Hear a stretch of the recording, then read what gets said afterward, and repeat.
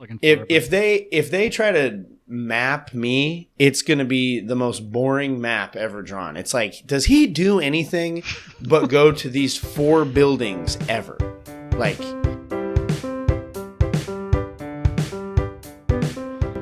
welcome back to Privy. Privy is a podcast about bathrooms, recorded. This week I'm off location. If the shrubbery, it's real. See, it's 3D.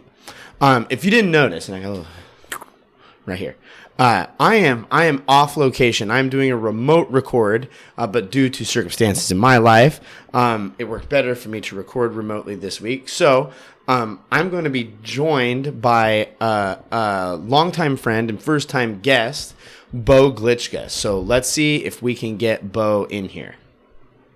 Well, hello everyone. I'm joined this week by Beau Glitschka. Beau, how are you? I'm great today. I'm a little fried. I've been working about 10-hour days for tax season lately, so It's fun times. Greatly appreciated your your reminder yesterday about our episode. So, well, and I'm guilty because I only texted you because my wife said, "Aren't you recording with someone tomorrow night?" And I went, "Oh, I better text him because if I forgot, there's no telling." Because, like, yeah, people, what would we do without the wives? It's funny because speaking of wives, I remembered yesterday I got home and Jess is up in Portland tonight. I'm like, oh, I'm going to be on Hunter's podcast tomorrow. And she's like, what? You're on his podcast? And I'm like, 2 things. 1, didn't I put it in the calendar? She's like, no. And then 2, how do you know he has a podcast? And she's like, I follow him on like Instagram or Facebook or something out there. So she was like super excited about that. She's like, how did you not tell me you're on his podcast? Oh, that's awesome. Dude. Well, yeah, she's great because I'll be honest, it turns out the female demographic for people that like talking and listening to bathrooms is not as big as you'd think. This is true. Like, yeah, there's a handful. My wife's even like, yeah, I'll be on. I don't know. It's weird. You do your thing. And I'm like, all right, cool. We'll all be Friday night for a while. That'll be great. But yeah, Beau, I something I always try to do is we know each other from Corbin, the Corbin days. It kind of lives in my brain as this, chunk of time that for me, it felt like it continued to get longer and longer. But what was your, you were in Farrar. Do you want to explain Farrar? Or you were in Farrar, right? So that's a really funny question because, the perception that I was in Farrar is a correct perception, but I was actually a commuter who spent a lot of time in Farrar. Okay. Well, and I feel that because my last few years there, I was the same way, but I feel like all my time up in Ballet. So, yeah, I get that. Yeah. The pipeline from commuter to like Farrar adoptee, it was... So like my very first day on campus, So I became friends with a fellow named Kyle Wagner very early. Oh, yeah. Like before my time at Corbin, we were in the same core group, so we met on Facebook, and no one else in the core group had any interest in chatting. But him and I, we were like huge. Like big time Star Wars nerds, and we just like chatted throughout the entire summer, met up. I got connected to his hall, which who the RA was Connor Locke, and one of the other guys in the hall was Bradley Troll, whose episode I listened to in preparation for this episode actually. Invited me to join with their hall activities over the course of orientation week, and so I spent a lot of time hanging out with and that was the basement, right? Which got scattered to the wind after that first year.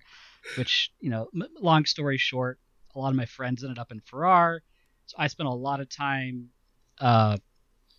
occasionally, more than occasionally, sleeping over in Brad's room when he was over there.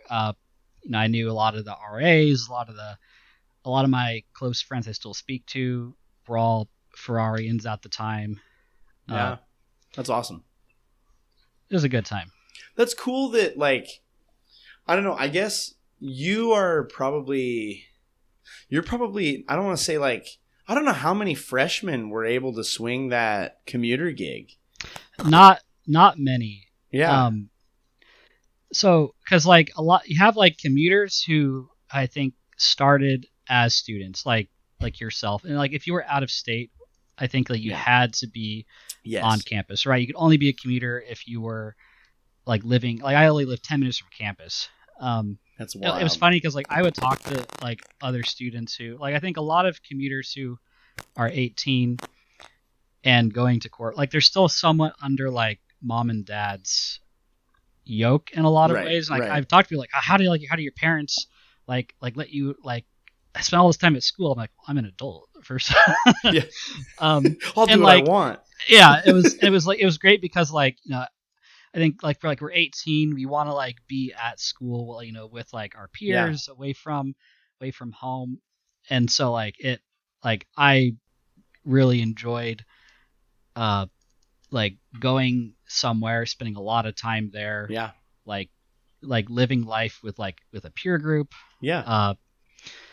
And so like, it was only 10 minutes away from home. So it was like, and for most of my time until I was a senior and had an internship, I also worked at Corbin. Mm-hmm. So, it was a perfect little ecosystem.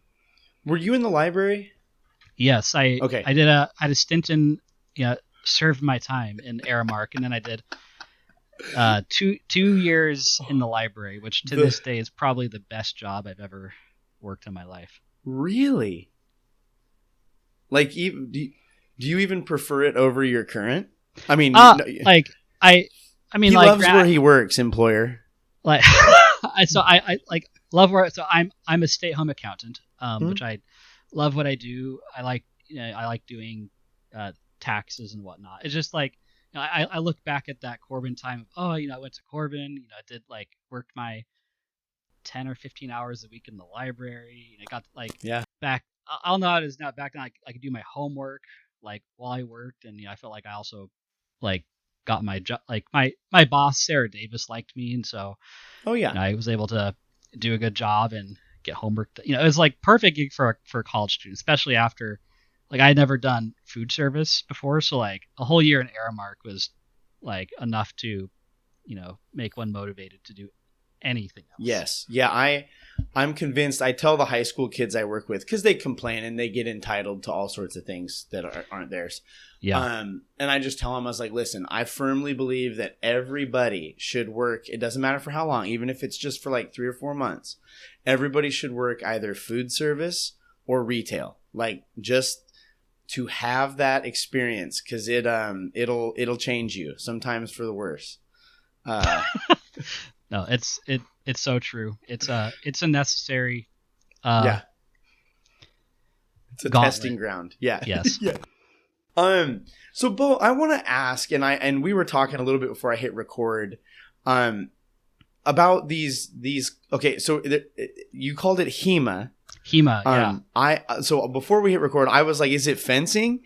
Tell me about HEMA, and then also, how did you get involved? Because this is fairly recent, because when I knew you like from before, I don't ever remember you doing it unless you did. You had a secret life. Yeah, no, this is a very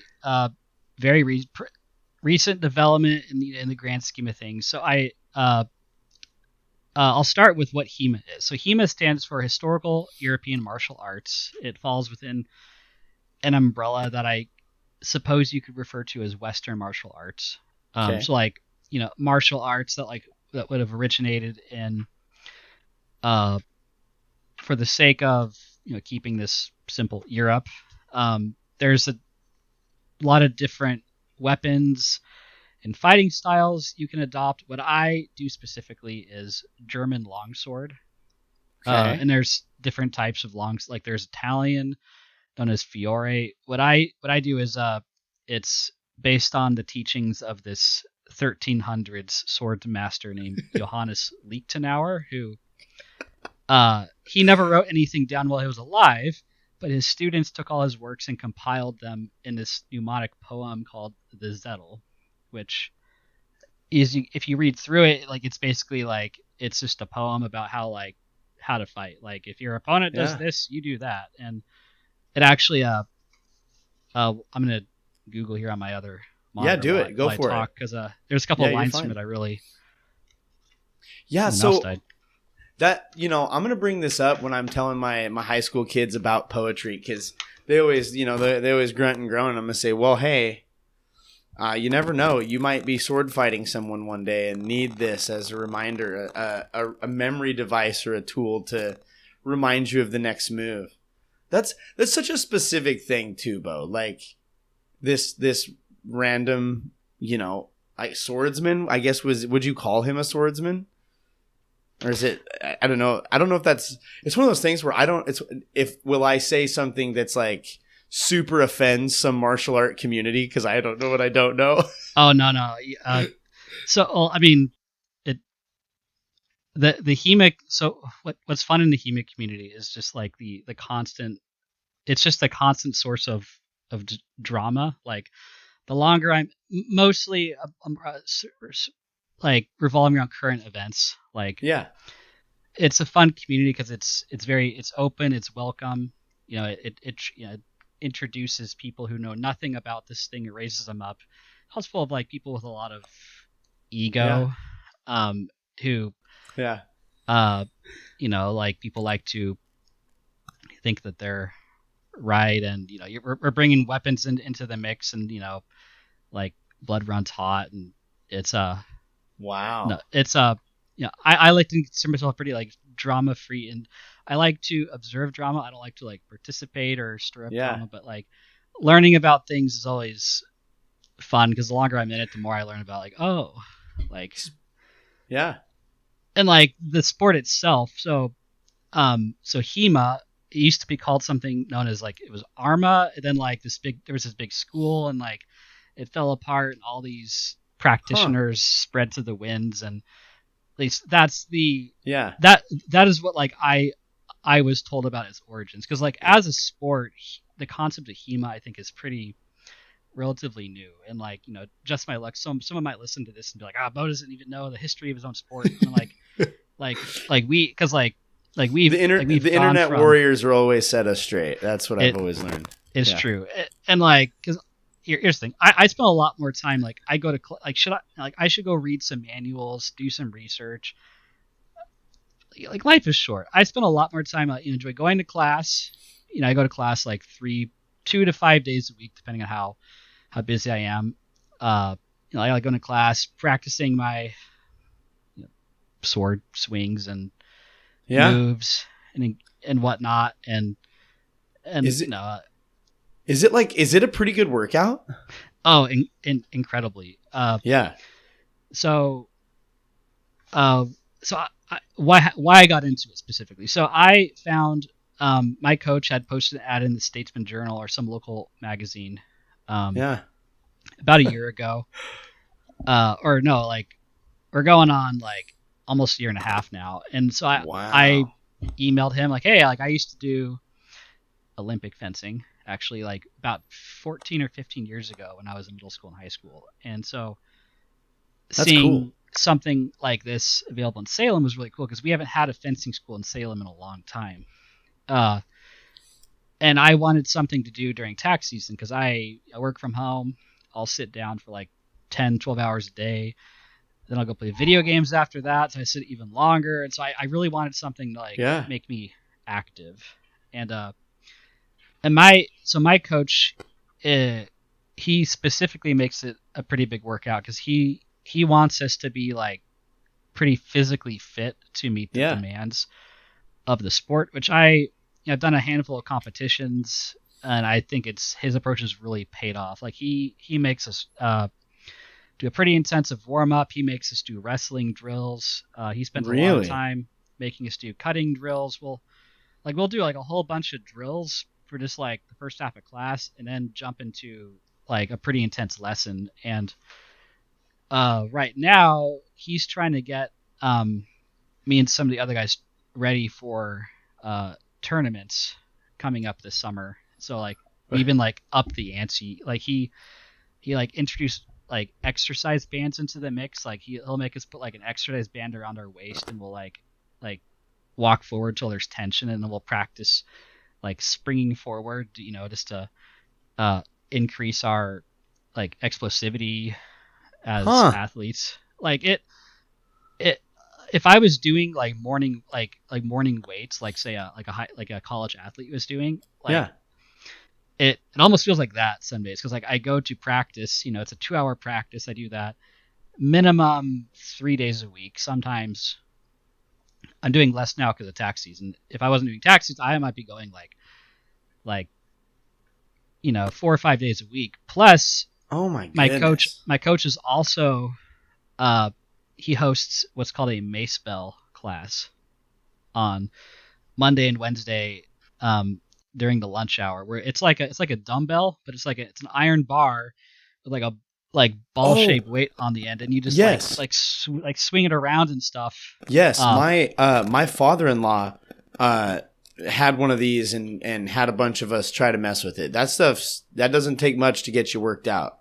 Yeah, it's like it's fun. It gets your cardio up. It helps build muscle, which I like, because like the sword stuff is great. I was trying to get more like muscular like exercise routines in place. So that's wow. If you have any, I feel like I've covered like a lot of like very like you narrow topics. Do you have any specific questions? I do have a couple specific questions, and one of them is related to the bathroom. So you said earlier that you have armor on like during the competitions or even like during practice. What, like, is it like full body?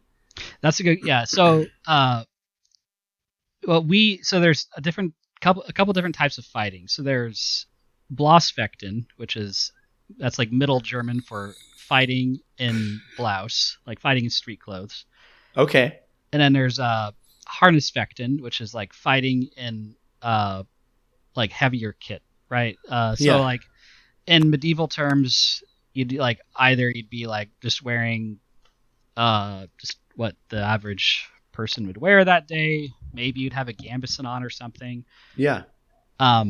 Whereas if you were like a man at arms or a knight, you'd have like some more like heavier armor, and the use of the longsword would change, right? Because if you're in armor and I'm in armor and we both have swords, I'm not gonna like approach you the same way I would like cut down an unarmored like soldier or like peasant or something. I'd grab my sword probably with 2 hands so I could try to like work the point into a weak spot in your armor. So what we do is called Blossfechten, fighting in clothes. We wear like we wear pretty heavy jackets, kind of like a gambeson. I have like some special pants that have like a little bit of padding in the front of the legs, like the elbows, nethers, knee. Oh, yep, very good, very important. Every time I've not worn like athletic cup down below, I've regretted it immensely. So that's because we're hitting each other with like 4 foot long like pieces of metal. So protection and safety is like I'm responsible for myself. I'm responsible for my training partner. Athletic injuries are inevitable.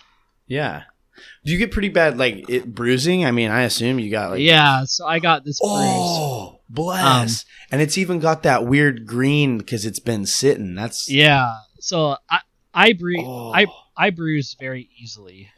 So naturally you took up HEMA bruising and dang, dude, that's crazy. So full arm, well, you've got the not lesser arm, but like the softer covering type thing for. Is it hard to get on and off for going to the bathroom? And have you ever like had to go and had it be a problem? So when I'm on like a tournament day, I'm just chugging water because like I have so much Yeah. cloth, like just there's a massive cloth on Yeah. that like I'm sweating like a pig. I'm when I go into the ring, it's I would I would call it like it's similar to boxing. Like if you're doing boxing, you have to have like good Mm-hmm. cardiovascular health. You're moving a lot. If you're not moving, you probably gotta move more. Is how like and like I like to move. I like If you're to not moving, you're losing. yes. Yeah, I'm not to steal that. Like if like I like to dance and bounce around and like Yeah. I like to be pretty quick. And so like I'm sweating a ton. And so um like there's like when it's downtime, like I might have to go do a number one five five times in like a couple hours span just because Dang. I'm trying to keep stay hydrated. And if I'm not fighting, if I'm sitting for a couple hours, like well suddenly I'm not sweating. So I um just gotta like make so I'm going back and forth, but I haven't had like any accidents or any crazy like bathroom stories. But Yeah. so it was when I told a buddy, I was like, oh, like Hunter just asked me to be on this podcast. I'm like what am I going to talk about? He's like, oh, you should like what would one do on the battlefield back in the day? I'm like, yeah, Yeah. they'd probably just go in their armor. um either Oh. either you go before the battle, like because you don't want any distractions. If Right. if it comes down to a life and death situation, if you're in a line of men, you're the guy next to you's counting on you, you're counting on them. So it's like you either go before or you're like Go right in the middle. are you go in the middle because it's preferably before because you don't want that distraction. Oh. uh which that just sounds like just nasty to be living in that. Oh man. But you're probably right because um I I can't remember what it was. I want to say I was doing some research on like racing and stuff. And there's like runners and bicyclists that like when they're in big, 2 day long races where they're, I mean, every second counts and they're just on their grind. They're barely stopped. They will just go to the bathroom like in the middle of the activity. And I'm like, that to me, I think that would cost me more time just to deal with, the psychology of, well, now I've got this to maneuver for the next who knows how many hours. But yeah, I guess at war, like you can't be donning and doffing. Is that the right word? Doffing? Doffing. Doffing. I think doffing is when you take it off. Maybe not. I'll have to look into I don't some know. of these Maybe that's a yeah, Hunter Hoover made up word. doffing. Doffing. I'll start throwing that word around and see how people react. Yeah. See if they start looking at you like you're like a sociopath or something. Like doffing. What the heck? Why do you say that again? He thinks it's a word. I'll use that practice next time and Yeah. see if anyone. Hey, y'all gonna doff your thing and just kind of give them the like, huh? Anybody? Yeah. I found that like I'll do that a lot. I'll just kind of say words that I don't know if they're real, and then just lean into it with medium level confidence.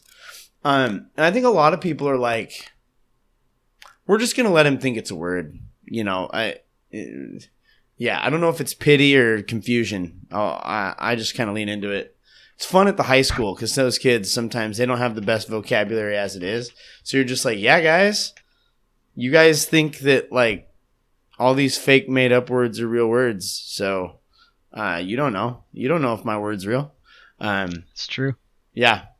Man, that's so is this like your first competition that you've done? Like Yeah, I've formal? done a couple. Okay. Did like one of the big clubs in Portland hosted just a mini practice tournament back in August that I did. Yeah. That was pretty fun. I got third place in the B tier at a beginners tournament back in November. Man. That was pretty exciting. It was like That's cool. It was like I was gonna say 8. I was like I got there at 8 and I was there till like 9 or 10. Yeah. And that was a blast. Me and my coach and his son did a we were on a in relay a team relay tournament last weekend. So 12 teams, each team had 3 people. And we got third place. That was exciting. Uh, How does a relay work with this? so I don't know how prominent those are. It was just the club in Portland that hosted it. They're trying to do something small, like Oh, once a quarter. yeah. So the way it worked was you had 12 teams. Each team was in a pool. So you had 3 pools. So 3 pools of 4 teams, and each team would fight each other team in that pool, and so you'd have a match, and you would just both teams would fight each other till all of the fencers on that team Wow.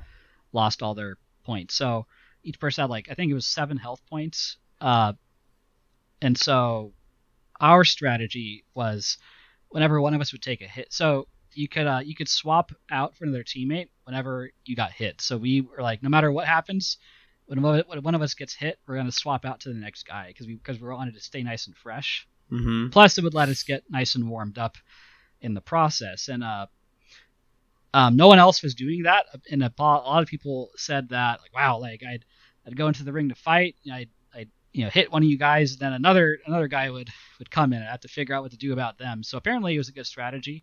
Huh. Helps stay fresh. We only lost all of our health points in 2 of the matches that we lost. We went 2-1 in our pool. We won 2, lost 1, and then we lost a match later, which was the fight for the ability to place in first or second. So I think we did pretty good. Yeah, that's awesome. We've never fought as a team before. I kind of like the format. It's nice because I want to perform well to make my team proud, and I'm also relying on them. So I really like the format. I'd love to do more team stuff. Typically at a tournament, it's just yourself. You just show up, you fight through your pools, you get placed in an elimination bracket, and then you just fight till you're done. Just one fight at a time. Wow, man, that's neat. That who'd have thought? I'm didn't even know this was a thing, but here you are.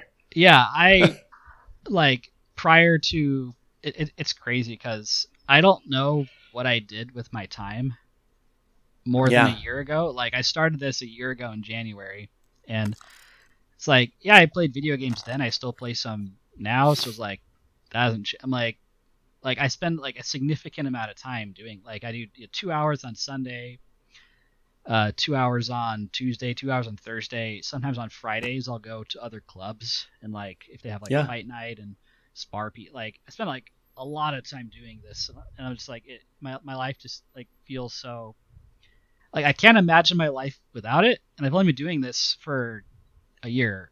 Yeah. And so it's and I have no plans to stop unless I got severely injured or moved somewhere where there just wasn't HEMA. And even then I would try to drum up the the local populace to that's get awesome them into it. That's cool that you're even if try to get something going yourself, if that was the case. That's awesome. I think stuff like that, I think so. We kind of crossed a lot of paths in the board game stuff back in the day.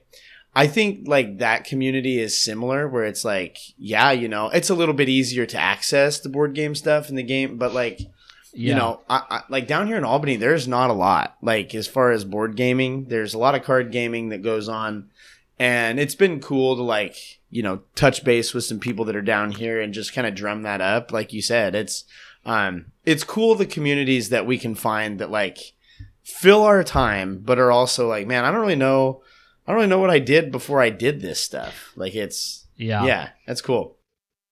Do you I did have a question about taxes. So you're a big fan of taxes. I'm a big fan of preparing taxes. Oh, that's the correct answer. I was like, man, how do I phrase this to make it just sound the most frustrating that any? Yeah, Some days I have to like call a guy and say, "Oh, you owe 50 grand." Like that's not fun for him. It's not fun for me. Beau, you're I, kidding. I mean, I know you that's can't talk about specifics but like, that's like, and that's like a small, like for some clients I've encountered, like that's small. I've been in the room when we've like called guys up and like, "Oh, we're gonna have you guys make a $500,000 extension payment."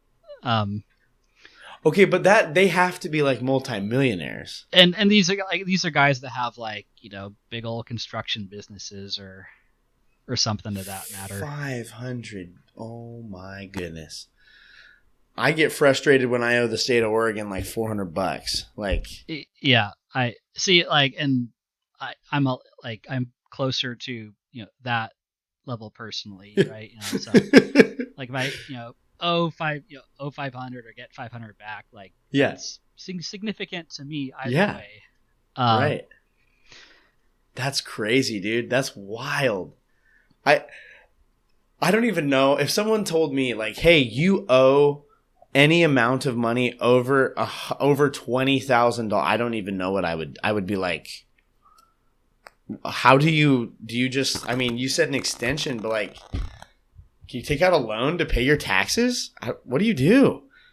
I assume many businesses, if they have like a rolling line of credit, they Oh, probably draw from that. that's Like crazy. I'm not like I think that, like the goal in I think one should have like a nuanced approach to Yeah. debt, right? Like I wouldn't recommend you or I do that. I'd say, oh, you should consider getting an installment agreement with the Yeah. IRS to handle that. I wouldn't recommend debt, right? If it's a business, the goal is to like not have Yeah. that eventually, Right. especially Right. considering the cost of interest. But there's all Man. How long, like when you sit down to do you meet with people, or is it like they send you the stuff and they're like, call us when you got it and you're done crunching our numbers? Like, how do you, I guess, I don't know how tax preparation works. so I'm, it's a good question because I think like for the last 100 years, like like last like a lot of older clients have the mentality of like they want to come in, they want to sit down, they want to like go over all yeah, their documents, have them spread yeah, out over the table, which I think is like totally fine. Like yeah, I get it. Like I work from home. I think yeah, my firm really focuses on a demographic that's okay meeting like this, yeah, yeah, over video. Like I have some clients who are our age. They'll like send me stuff, like no email. I'll just get a document upload. I'll prepare their return. I'll that we send something to them to sign. We'll communicate with them if they owe tax wow, payments or estimates. They might not say anything. Like that's wild.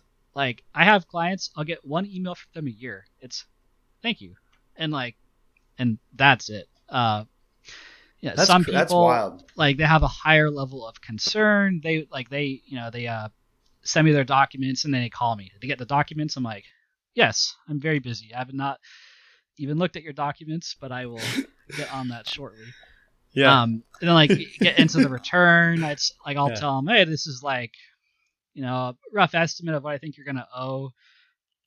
Which sometimes if they don't like that number, it'll They don't jog like their the word "oh." they don't like the word oh. Then it'll like jog their memory. Oh, like I have like this other information that suddenly I remember. I'm like, oh, okay, like that's great. And like there's It's more back and magical forth. information that makes them owe me money. Yeah, and so there's occasionally a bit more back and forth. Yeah, So that's cool. it it depends on the client. Yeah. Have you ever like? Okay, so I mean, you can work quite a bit of independent though. Then I was wondering like, cause oh man, is he like meeting with people, and has he ever had like, them they don't come to your house, do they? Like sit down and meet with you? So, okay. I'm pretty fortunate working in my line in my job for my employer. So that's cool. I go up to the office like 4 days a year. There's a client that me and one of my employers go and meet like 2 days of the year in February. And then I go up for a like firm training day in September. And then we have like a firm like fun day where they like treat us to food and we go do something fun.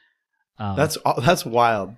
I mean, it's cool, but it's so foreign to me only because like I work at this high school where I see, I mean, truly some of these people at the high school, I see them more than I see my family sometimes. Like I'm around them 8 hours a day.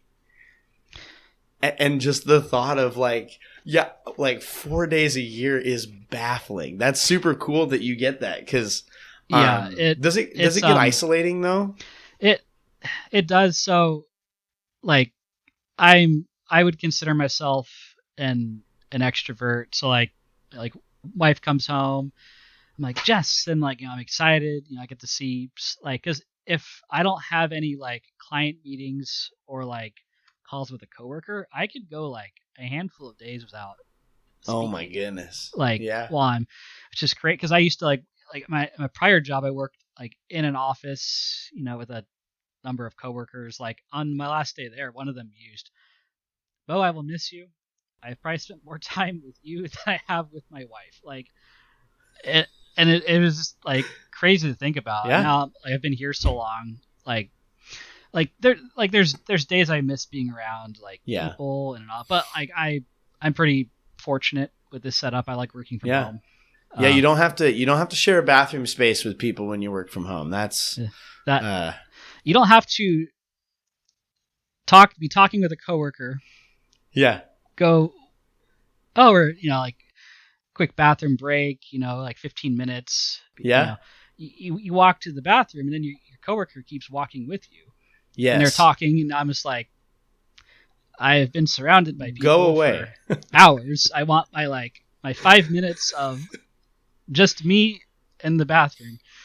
No, you walk to the urinal. This person's carrying on a conversation. Doesn't break pace. He's at their they're at their urinal. You're at yours, and like they keep talking. You're like, this is great. Shut up. And they're not even peeing. They're just standing there pretending to no. I'm not sure if that would be better or worse. Now they're also peeing. Wash your hands. You go back. Like no break in the conversation. You're like, is there any peace?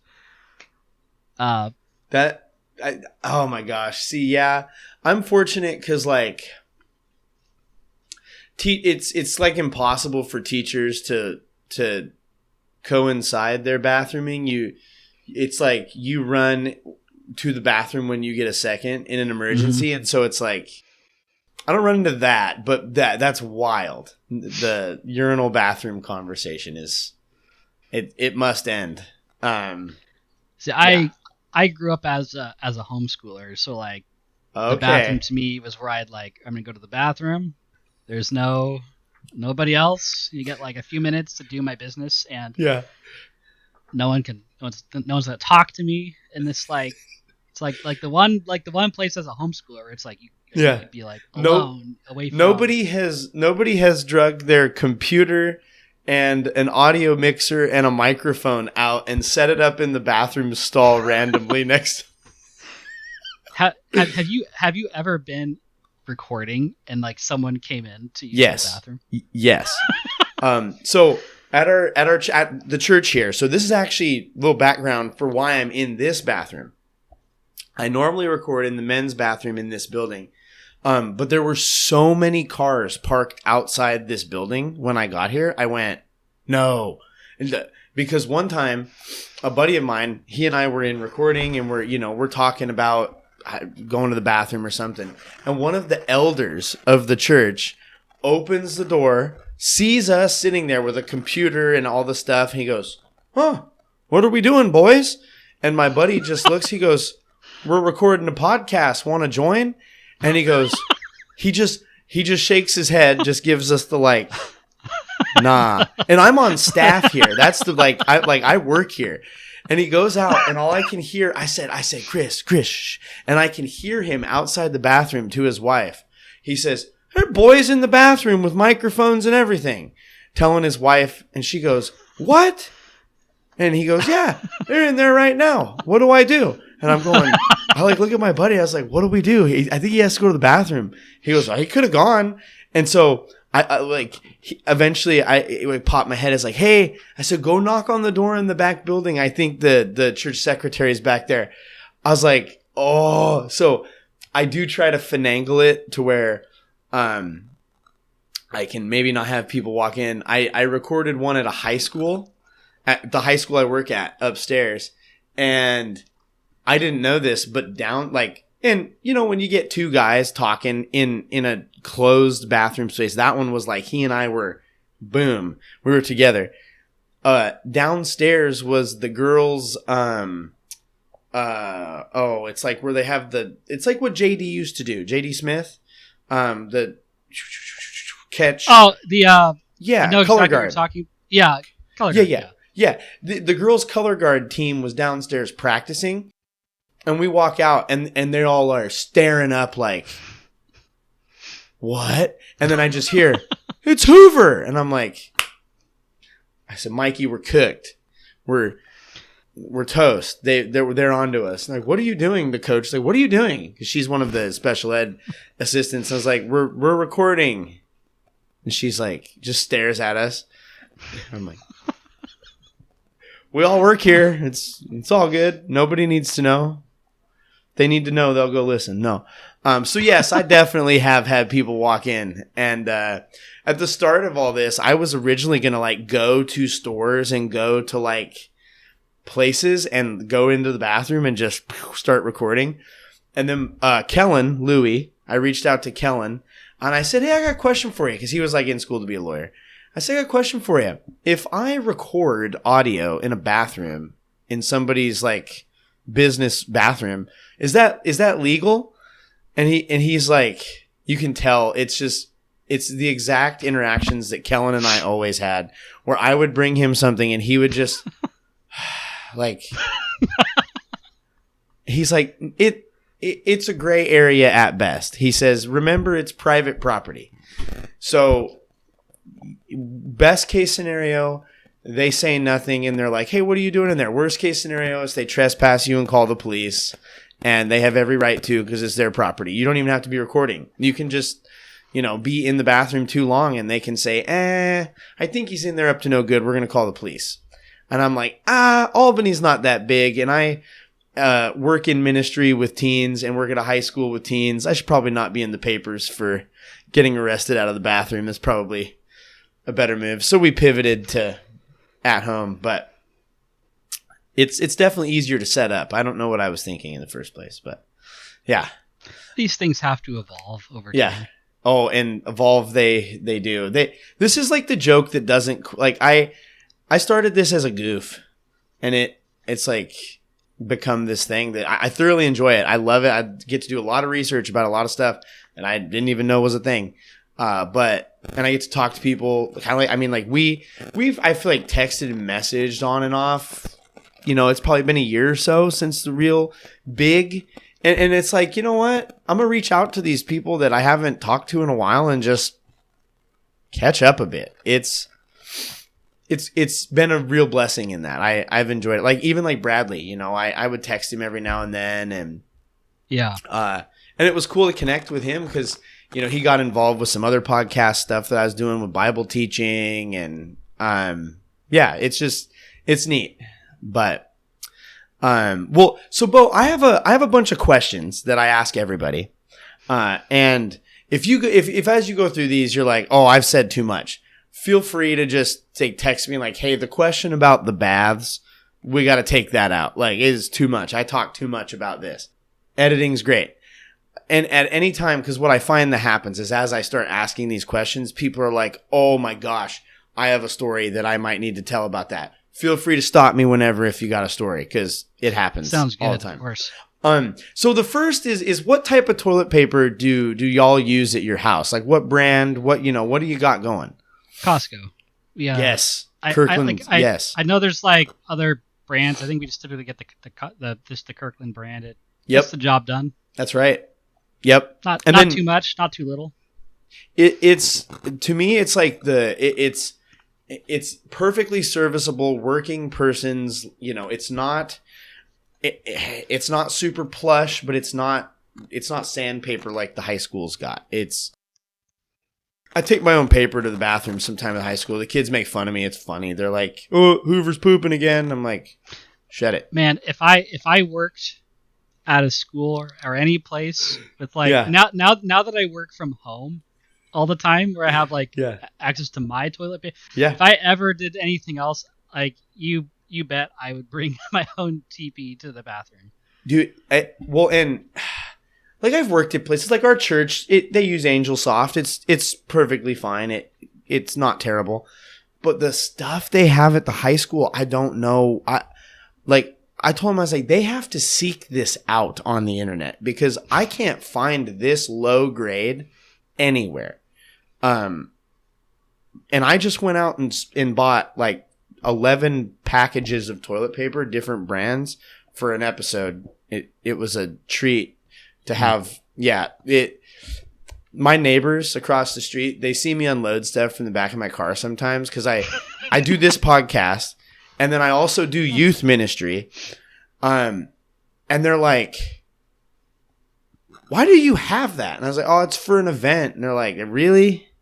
An event? You needed in it? You needed it? Why did you need a big pink inflatable dinosaur?" And I was like, "It's youth stuff. Don't worry about it. It's just that that's such a succinct way to describe what happens in youth ministry." Yeah. Or you walk into my office, I've got a giant 7-foot tall cutout of a bear, like a grizzly bear, and then probably 100 little rubber frogs that I just stick all over the place all the time. And people walk in and it's just, they're like, "How do you?" I'm like, I need all of it at some point. I need 1.5 foot wide light up neon dice in case we need to play this game. It's going to be great. Yeah. Very understandable. And then do y'all, when you put the toilet paper on the roll, do y'all fold it over or under? We are an over household. Oh, okay. So is your wife Jess is in agreement with this wholeheartedly, or? Yeah, I feel like I don't know if we've ever had an altercation or just. Yeah. I think it just, she was like that, I was like that. Yeah. I imagine other couples have a bit of culture shock when they Yeah, some of us are living in a culture shock. Why do you think that it should go over? So I heard your explanation when I listened to the episode with Brad, and what you're saying, in terms of economics, it makes sense. Yes. Every time I've seen it under, I feel like it's an accident waiting to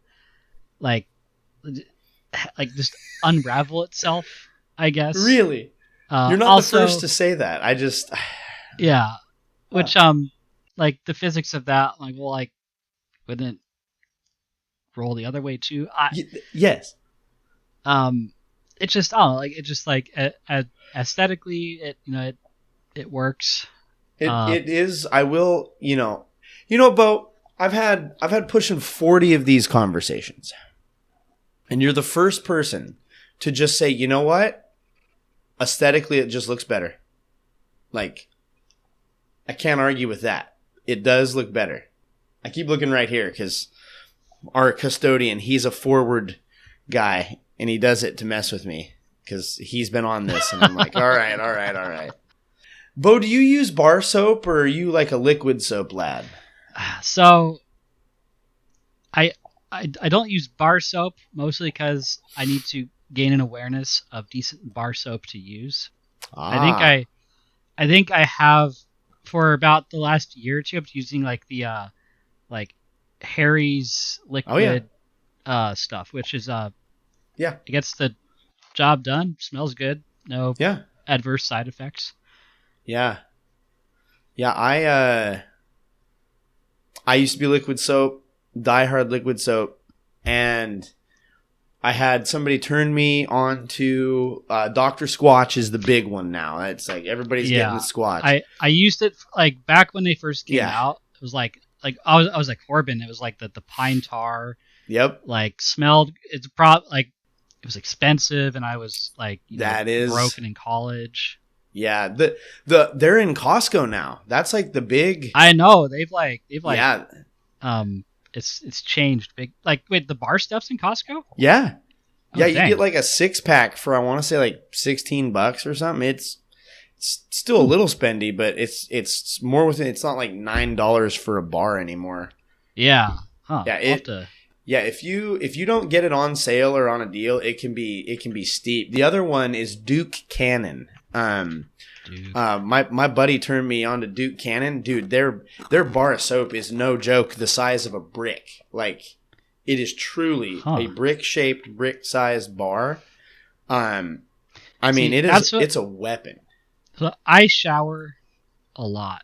Like yeah, I wish I could do it different. I'm like I have to shower in the morning. Yeah. Like if I go exercise, I shower. Like I shower too much, right? But like with like between like waking up and doing HEMA, like it's better than the alternative. Like the alternative is not true. showering enough, and that's not good for anybody. That is true. Yeah. So I'm like I need to like optimize my self-care. So I'm gonna check out these Duke Cannon soap bars. They can be a little spendy too, but they're big. Like I've only tried one. I can't remember what scent it was, but I think you can buy them in like sometimes sports, like I don't know if Dick's Sporting Goods or somewhere like that sometimes carries that type of stuff, or country western type stores will sometimes have it. Yeah. Anyway, how do you feel, Beau? How do you feel about baths? So the last time I wish I took more baths, if I'm being honest. So the last time I took a bath, I was working. So Brad and I both worked for the school district doing landscaping, and I came home one time and like I had this this rash that started from my elbows and my knees. I don't know what the heck happened. It grew from there over like my my legs, my torso.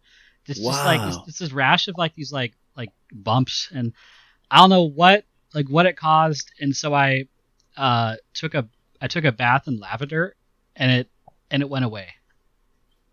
Like that's all it took. I don't know like what the heck it was. But and so like I think like the memory I have of baths from that was like it was like in like some sort of like video game, you find like a hot spring that heals you. Like heals you, because like I was like I was miserable, and like 3 days I had to go up to like north of Spokane to like a wedding I was gonna be in. I'm like covered in like I probably got pictures somewhere, but like it was awful. And but the bath, like I don't know what it was, but like apparently taking a bath in lavender heals some manner of rash. That might be helpful to someone out there. Yeah. In the world who gets a rash from unexplainable sources. Lavender, huh? Yeah, I'll know like it must have not been poison oak or something like actually. Well, yeah, because that wouldn't have done. I mean, that wouldn't have cured that to that extent. That's crazy. Yeah, and I got out, and it was like fading from my skin as I left the bathtub, and then like rinsed off in a shower. I'm like, wow. I'm like, we were better. So no, last time I ever took a bath. That's wild. Huh. But you're not like oh man, it's been a day, I need to take a hot bath. That's not a. No, I love a. I mean, what I call a hot shower is lukewarm to some. No. I don't know if you can relate this, being a like fellow man with a wife, but like Jess, like a hot shower to her is like scalding hot to me. Like I So don't. I am your wife in that situation. Wow. I love it. Just it's like it feels like it's gonna take your skin off. Anna will get in the shower and and she's like, "What are you doing?" She'll be like, you like what? I was like, "It's too hot." I'm going, "Oh no, no, no, no!" Like if there's not a cloud of just of steam when you get out, even with the fan on, that is the dream. I love it hot. Ooh. Ugh. Yeah. I mean, Yeah.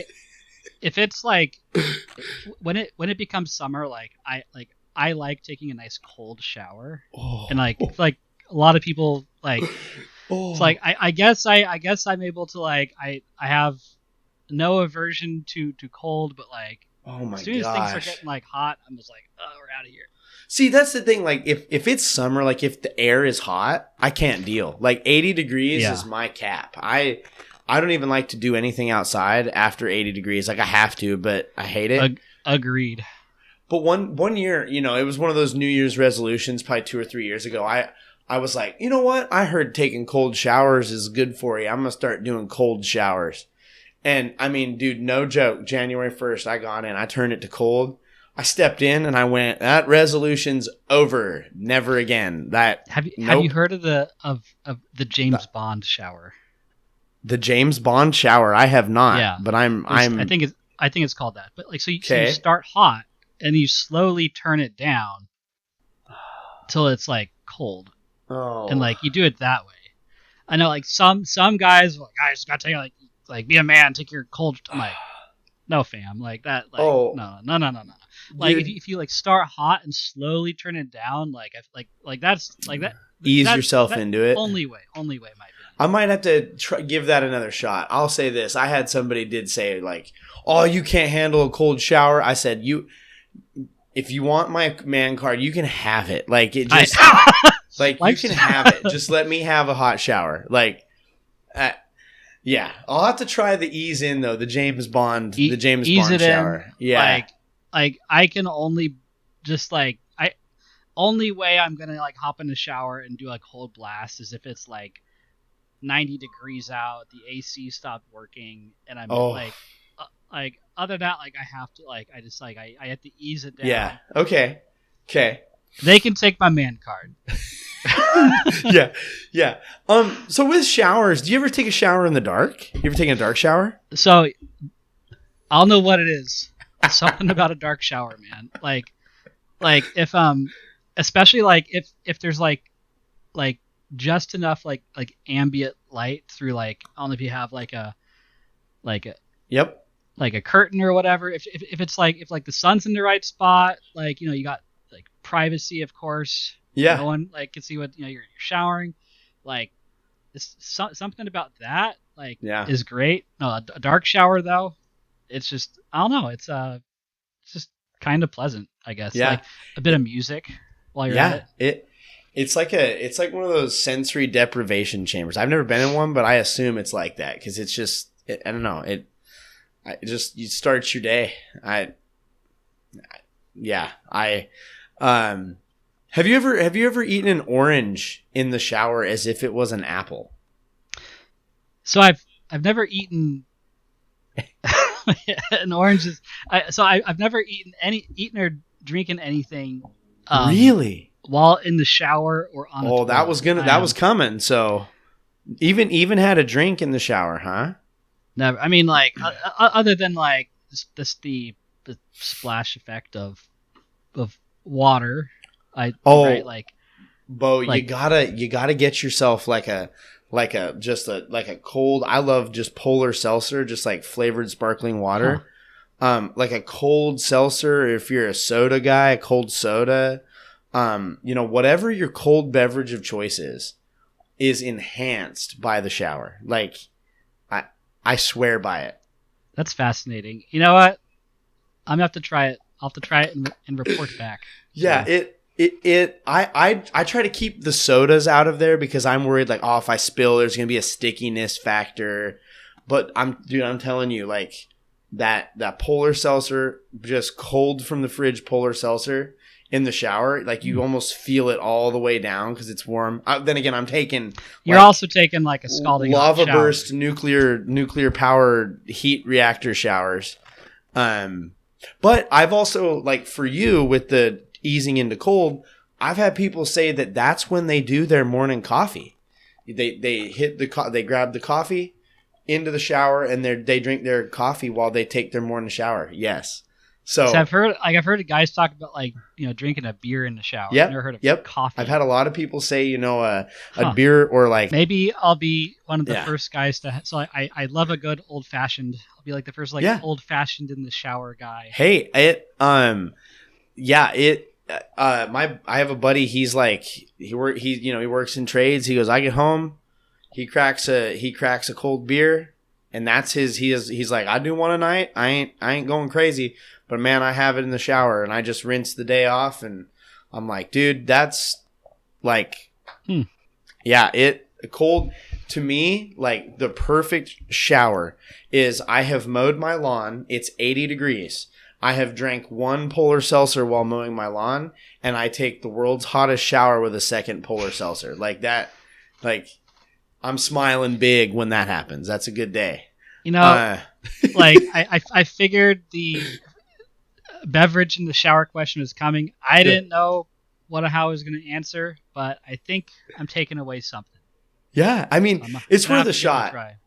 But back to the orange, you can take an orange, and because like it's peeled and there's no consequences. It's just and the juices just go wherever. And okay, that's actually so like like I eat a lot of fruit. I got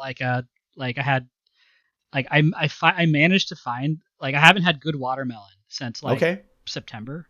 Yeah, like miraculously I got some like sliced watermelon from Safeway a few days ago, and maybe it tastes good because I haven't had watermelon in so long, but it's like it's like fruit like that. It's sticky, it's messy.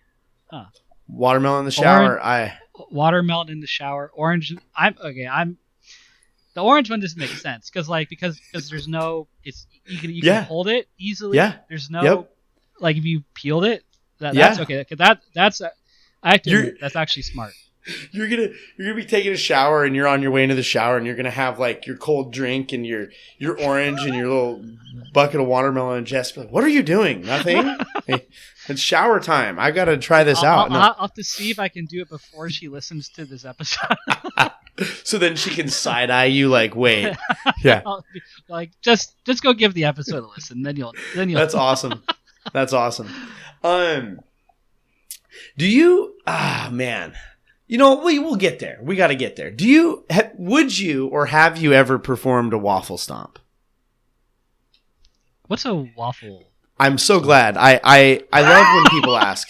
The asking is my favorite. It's because it gives me just one more opportunity to share. So a waffle stomp is when you are in the shower and you have to poop, and instead of getting out and going to the bathroom and doing your job and getting back in or not, you just let fly right to the bottom of the shower. And then you just stomp it right down that drain. Just bop, bop, bop, bop, bop. Just stomp it away. I don't know if I am proud or not proud to say that I've never done. Oh, I thought we were going to get it. I thought you were going to be like... Have you ever had... okay, so I listened to the Brad episode. Yeah, Bradley, I don't think Bradley had. And, like, not him, thank goodness. But, he told the story of some... it's a PVG. It was in PVG. There was a someone took a dump on a Tide Pod. yes. Closest I've heard to this sort of thing taking place. Yeah, it's a thing that people have done.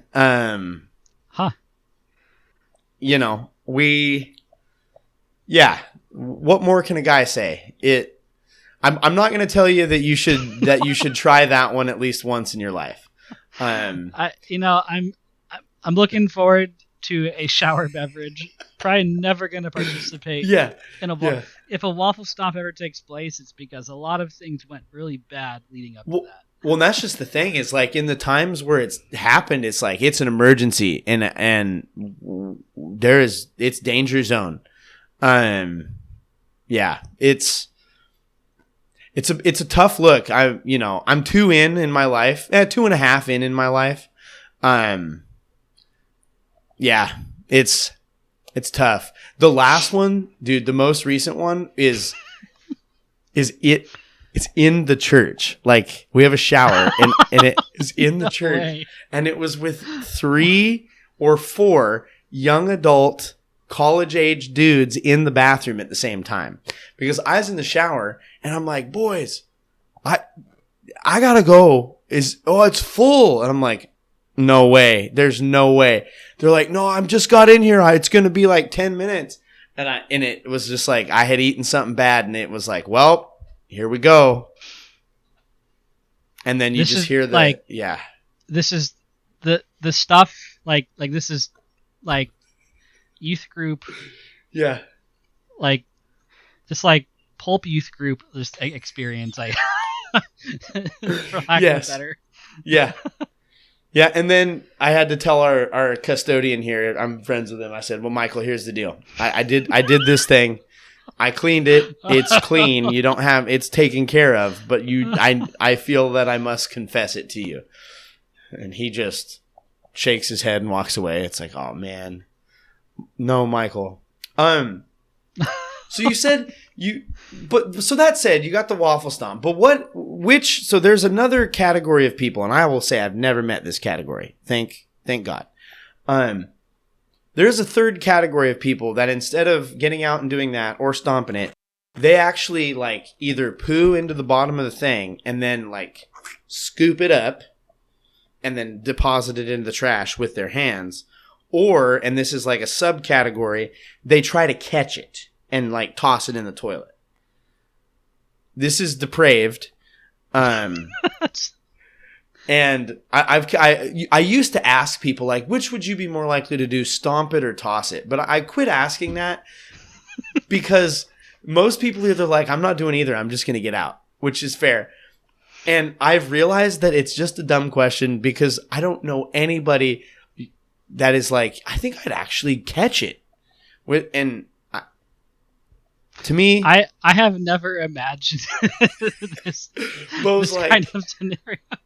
Beau's like, my internet's different than yours. I don't know. My algorithm is totally shot. Like through doing this show, the recommendations are like, wait, what? Okay, are you a TikTok, an Instagram, or a YouTube scroller? Oh man, I'm gonna reveal a lot about who I am. When it comes to scrolling, and I don't do a lot of scrolling. It's like usually 20 minutes before bed, before I like brush my teeth and settle in. But TikTok is my scrolling app, dude. China can have my data, baby. That algorithm's feeding them to me, and I find like TikTok is more consistently giving me stuff that I like. And I understand, there's all sorts of arguments about like, oh, they're selling your data and they're tracking your eye movement. I don't know how much that's real. As if any of the other apps are. That's it. My mom, like mom, bless her heart, she's like, well, that app. I said, Mother, I have Pokemon Go set to always track my location. Always. Everywhere I go, Pokemon Go is tracking me. If they want to know where I'm at, they've already got it. Like Pikachu, and that was the big one recently. It was like they were using it to like 3D map like oh yeah. What's the word? Architecture. Or, yeah. Like points of interest. Yeah. Some oh yeah. Obvious, specific word I'm looking for. If they try to map me, it's going to be the most boring map ever drawn. It's like, does he do anything but go to these 4 buildings ever?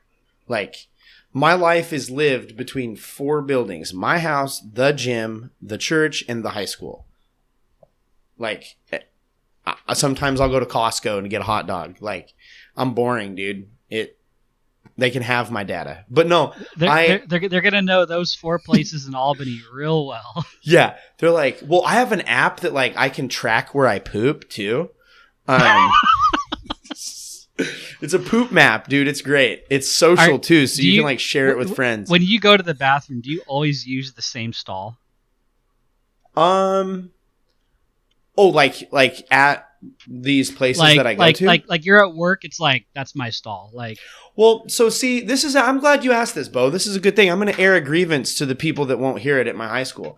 So currently I'm trying to gain access to a better, more privileged, nicer bathroom at the high school I work at. But I'm going to call it discrimination because that's what it is. But they will not allow me to use this bathroom. I don't know why. They will not give my key code access to this building. Like, they will not do it. So I use the peasant's bathroom, which is this like old janky podunk thing. The toilet's like wobbly on the ground. There's pictures of this bathroom. In fact, there's pictures on my phone of this bathroom with no toilet and like a hole in the ground. And I had to walk like way far to find a bathroom one day. It was close. Like, I almost had an emergency.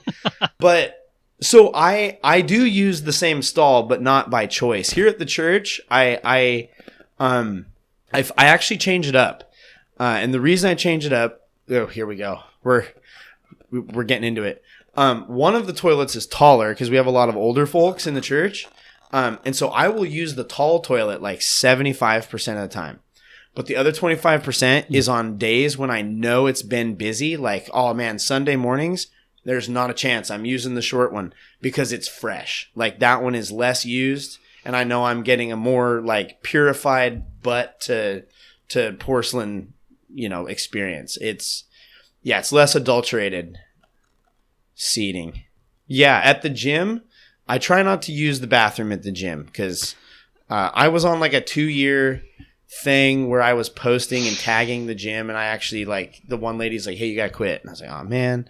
But because it would not get clean, dude, it was a lie. They're like, we're cleaning it. I was like, nothing is that caked on that you cleaned. Like, I was a janitor for 10 years. Don't sell me your bill of goods. Yeah. I've never had a bathroom experience at the gym that was like not good, like humiliating in some fashion. Like, it's just, yeah. It's why is the floor wet? Just, yeah, it's just like activities that just like have never gone well together. Like, yeah. No, that's a good question. Do you? I think I already know the answer. Do you do any toilet snacks, toilet drinks? Do you ever take yourself like a bag of chips on the toilet or? So I've never consumed a beverage or food on the toilet. Okay. I've always been intrigued. So like when I was in high school, I worked at a summer camp for 3 years, and there was a thing about like some guy was like, have you ever like had a glass of water while you were on the toilet? And like people would because of that would decided to give it I was never brave enough, I guess, to experience this sensation.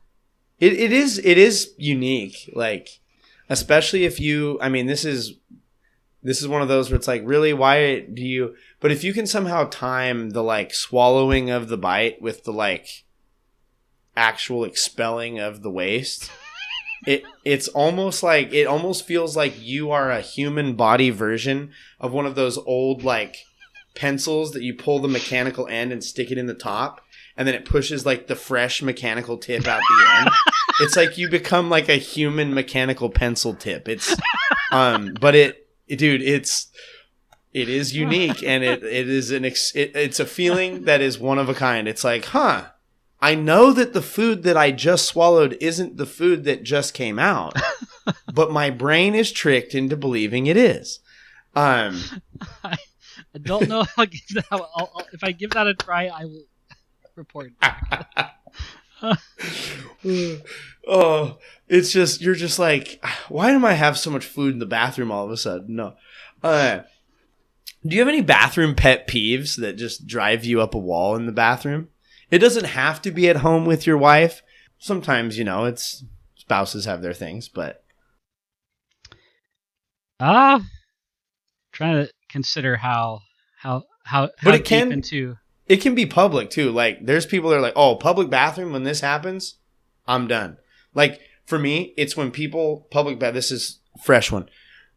The toilet paper or the paper towel, crumple, throw, and they miss. And it's like, dude, the trash is 6 inches below the paper towel dispenser.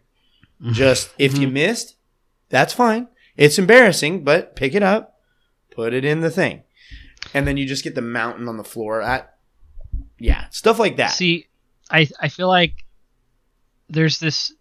It's been this trend over the last 15 to 20 years towards like in our quest to like optimize the process of washing our hands and drying our hands, like we've sacrificed all semblance of cleanliness. Like you have these like water faucet like detectors that were invented by the biggest jokester of all time. It's the only way I can think to describe it. Like I've never felt like satisfied with the amount of water. I like soap's fine. Yeah. Not enough soap. I've never been satisfied with the amount of water I get to like rinse, like properly wash my hands and rinse my like it's never hot. It doesn't.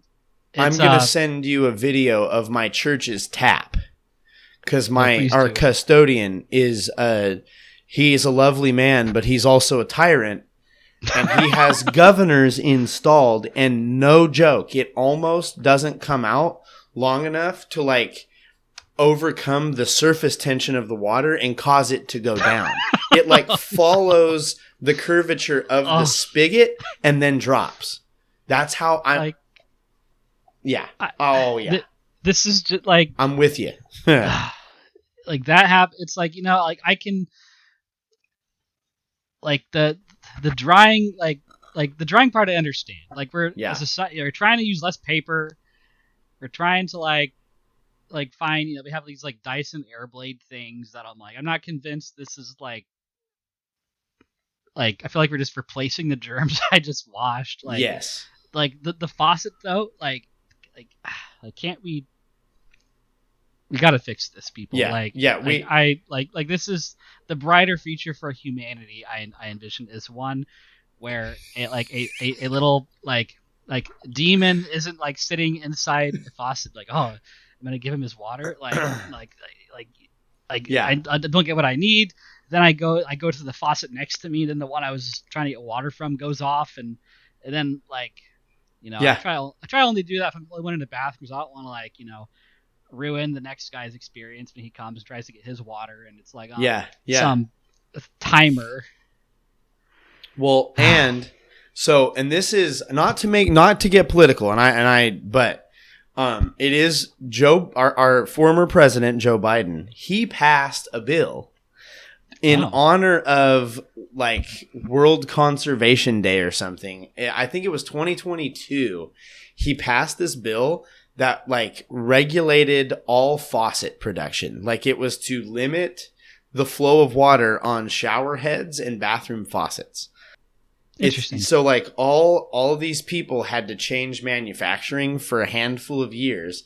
And I believe he also repealed it in like 23. He might have started it in 2020 and then repealed it in 23. I mean, it was one of those. Joe's a man, same as us. He had to have seen the effects this had on his personal life. Yes. It's like, it's one of those things where, and I have this conversation with the kids at high school all the time, because many of them are convinced it's like, oh, I have to save the planet. And I'm like, listen, I'm all for taking care of what we got. I'm not against that.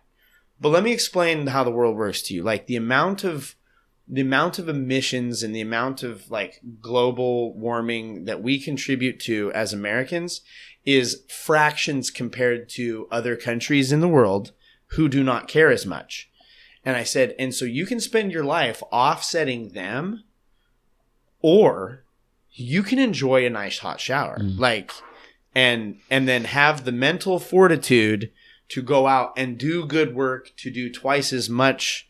That's what I try to sell them. I'm like, I'm convinced that, like, while yes, I know that it's wasteful technically to do some things, but the ease that it brings my life and the satisfaction it brings me, allows me to operate better in a world and produce maybe more net good in the world.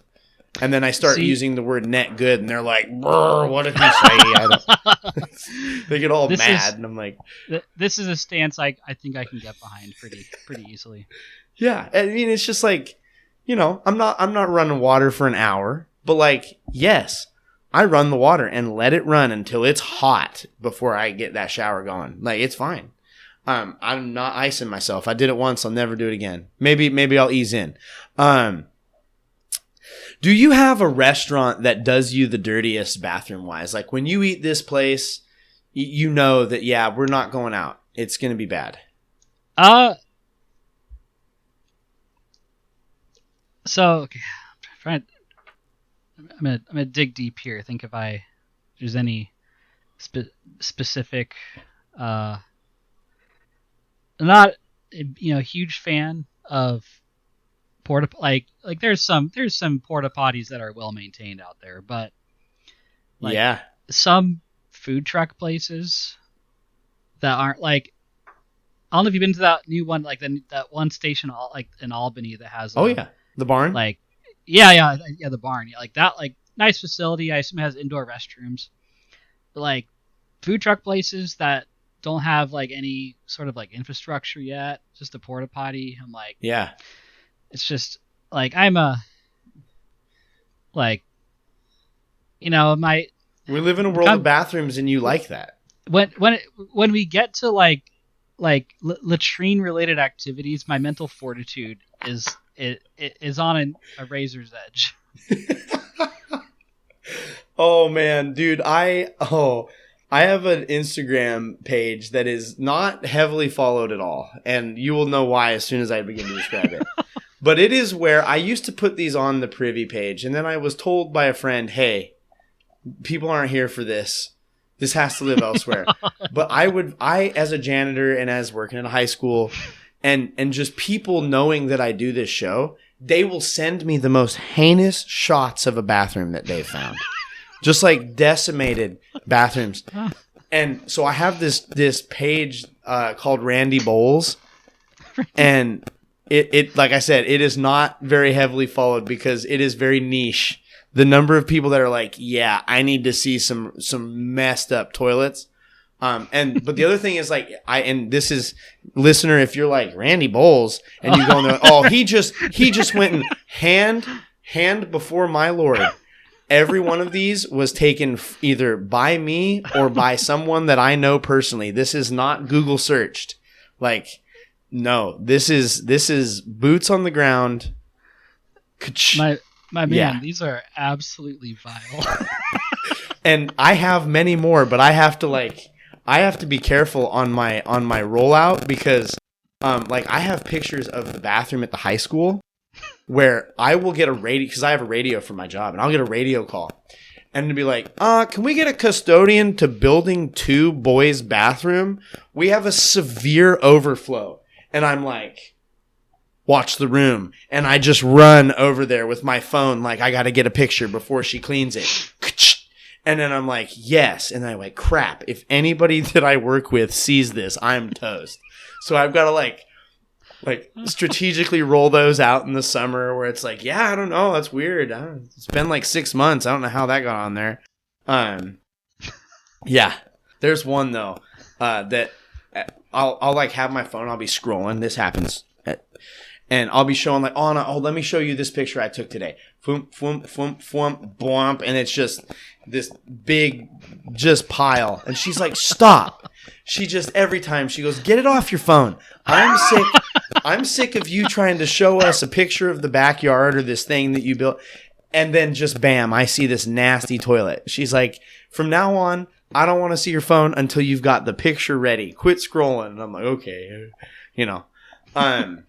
yeah, no, that's totally understandable.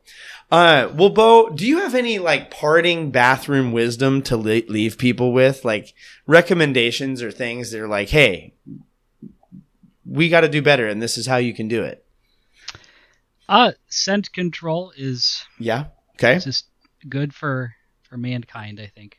Yeah. What's your go-to like scent control method? At one point, See, now I'm just like a hypocrite because we haven't used it in so long. We had this Haven't like needed it. it was called like it was like a play on poopery. It was like a Oh, play on potpourri. It was like poopery oh yeah, or poopery. I've something. got one in my desk drawer at work. I've got one in the church office too. I almost never go without it.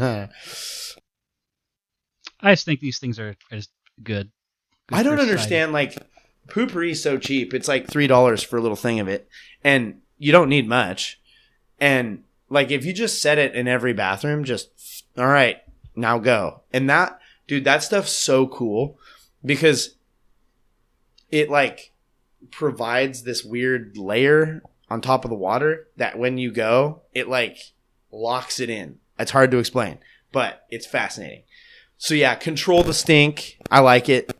Any other wisdom for people? So earlier in the episode, I had mentioned that mnemonic poem. Oh yes. Mnemonic? I think mnemonic's the term. From so this was compiled by the students of Johannes Liechtenauer, that longsword master from the 1300s. I'm just going to read you the first three lines because you're a teacher. You work with young students. You know, I think we're both aware of the plight in finding good role models that these kids Yes. face. So Yes. I think you might appreciate what this has to say, might not. I'm just going to read it. No, you Um, should. Young knight, learn to love God and revere women. Thus your honor will grow. Practice knighthood and learn the art that dignifies you and brings you honor in wars. And I just like the wisdom in that. You know, I Yeah. like the hierarchy of loving God, of Mm-hmm. respecting women. I think you can spin that in a lot of different ways. Sure. Uh, like, you know, I think specifically for young men, you know, depending on the role models they look to, their Yep. their view of both like God and women is going to be very skewed and negative. Uh, Yep. so no, that was just No, I like that's to think good. about that those lines quite a bit. Yeah, those are good lines to reflect on. You know, and this is the other thing that I think is important. And this is kind of where I step away from the like bathroom guy and I step into the like church guy a little bit. They overlap more than I expect sometimes, but is the like the importance of church people and the church to be open to finding like wisdom that is sound, that has like very tangible and clear biblical principle, that it's not scripture, but it's like, no, but this is applicable and it's tangible, and just because it's not book chapter verse, it's still very, very, like needed. And sometimes like you're saying, for these kids that need role models, sometimes that's the wisdom and that's the stuff that gets them into thinking about scripture, because it's like, well, I mean, you start quoting the Bible to a kid and they kind of gloss over sometimes. But if you say like, hey, like these, show them that, this HEMA and this stuff that you're doing. And did I get it right? HEMA? Yeah, you did, sir. Let's go. I was worried. But like, you show them this stuff and you see these guys like taking these big long swords at each other. And then it's like, yeah, the principles behind this or this. And it's like, oh, okay. Well, shoot. Even if it gets the attention of one or two kids, I think it's valuable. So, no, I appreciate you sharing that. That's good. That's good. Of course. Well, Beau, I'm going to end this call. Before I do, I'm going to say the outro. What I always tell people is, whenever I have to do the outro and I have a guest, I feel like the dog in the backyard, that is squatting to take the dump, and the owner has now begun to watch the dog, and the dog's like over the shoulder, and it has to get it done, but it knows you're watching. So I'm now the dog, and I'm going to close out the show in front of you. So, listener, thank you for being here. Thank you for listening to another episode of Privy. You can go find our stuff. The link's in the thing below. And if Beau, do you want them to be able to find and follow you, or are you like, I don't know about these guys? I mean, there's only one Beau Glitschka in the world, so if you really want to find me, it's not that difficult. Sweet. Yeah, go seek it out. He does have some pictures of the HEMA and things that he's done. That's actually the way that I first saw that you were doing it. And I was like, whoa, he's got like armor on. No. But yeah, go check those things out. Yeah.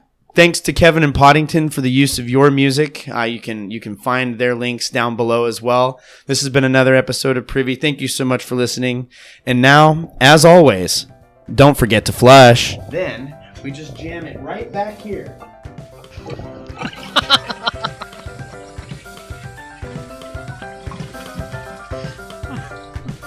Oh, dear listener, little after show special here. The toilet that I'm currently seated on does not have a seat. What I mean by that is it has its standard seat, but no cover. So the flush that I just performed has wet my butt drastically and beyond what I expected.